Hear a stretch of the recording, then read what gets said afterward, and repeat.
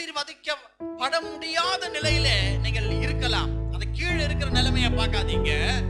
நம் தேவன் பெரியவர். அவர் சொல்லுகிறார், வாழ்க்கை ஆசீர்வதிக்கப்படுகிற அந்த நிலைக்கு நான் கொண்டு வந்து உன் சிறையிருப்பை மாற்றி திருப்பி போடுவேன் என்பதை தேவன் சொல்லுகிறார்.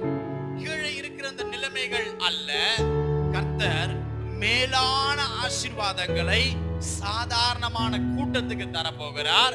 அதை தேவன் செய்வார். அதனால தான் ஆண்டவர் சொன்னாரு, தெற்கத்தி வெள்ளங்களை திருப்புவது போல நான் என்ன பண்ணுவேன்னா சிறையிருப்பை திருப்புவேன். தெற்கத்தி வெள்ளத்தை ஒருவனாலும் மாற்ற முடியாது. அது ஓடுகிற டைரக்ஷனை மாற்ற முடியாது. எந்த மனுஷனும் தாம் பலத்தில் அதை ஜெயிக்கவே முடியாது. ஆனால் தேவன் அதையே திருப்பி போட, வழி வாசலை திருப்பி போட, அந்த காரியத்தை